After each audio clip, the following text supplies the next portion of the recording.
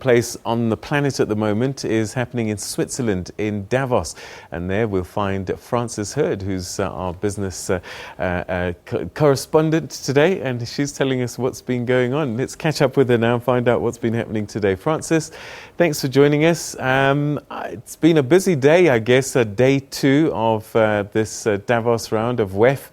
And as much as a lot of things are going on in the world, the Africans have been gathering and getting things done. I think it's great, Peter, because the fear has always been that Africa, a while back, we were the rising continent. There was a lot of excitement around Nigeria at one stage. But now there's so many other pressing issues. So Africa is down there on the agenda. And I think it's good that African leaders are using Davos to come together.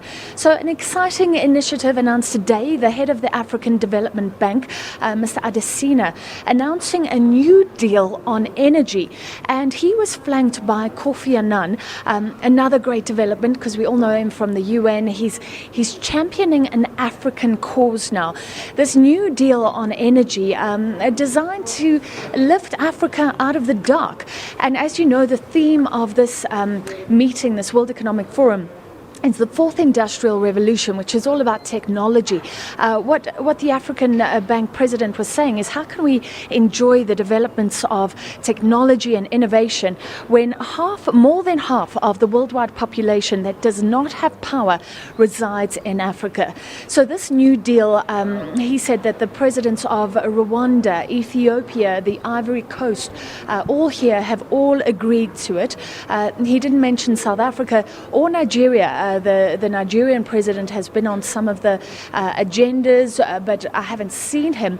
So anyway, those other three presidents were mentioned. They got together yesterday, and basically voluntarily African nations will have to increase their spend on energy, but the African Development Bank will also use its power to direct resources towards power projects. So I think it's exciting.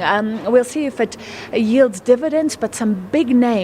And certainly the African Development Bank becoming more prominent, and it has the power to talk about policy in Africa instead of the usual, the IMF and the World Bank. Sometimes their policy perspectives are rejected by Africans, but the African Development Bank rising up in prominence, I would say.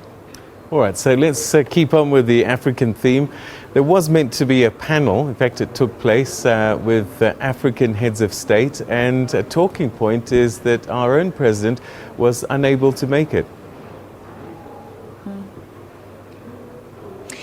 Yes, this has become quite controversial. CNBC was hosting this panel talking about the future of Africa in relation to these technological developments. It's been reported that President Jacob Zuma pulled out at the very last minute. The presidency has released a statement saying that, in fact, he cancelled more than a week ago.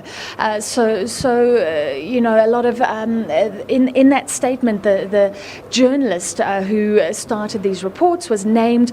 I'm sure he was just working with incorrect information. The president cancelling a week ago, he says.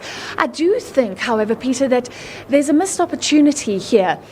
President Jacob Zuma, to be fair, has been meeting fellow heads of states on the sidelines. He's been involved in meetings.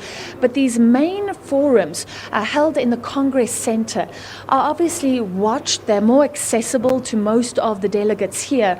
And I believe that we're missing an opportunity to be prominent in those main forums, even though South Africa is hosting things on the sidelines. As it turned out, Paul Kagame, the Rwandan president, was at that forum this morning, and I think he's been quite prominent here. So in my opinion, we're missing an opportunity, but that has been clarified by the presidency. All right, so I'm looking behind you and I can still see lots of snow, and I'm just wondering, you've been averaging -7 degrees this whole week. How's the weather holding out?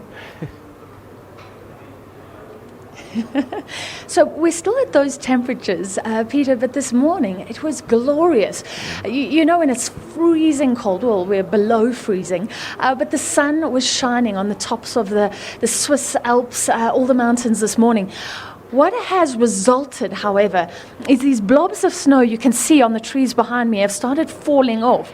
And earlier I saw a reporter, a camera person, almost wiped out by this big blob of snow. So you can see I'm playing it a bit safe. We're indoors, but we're giving you a view of Switzerland outside. All right, thank you very much indeed. That's Francis Herd speaking to us live from Davos in Switzerland at this year's gathering of the World Economic Forum. Global leaders and heads of state have been chatting there, including our president. Bye-bye.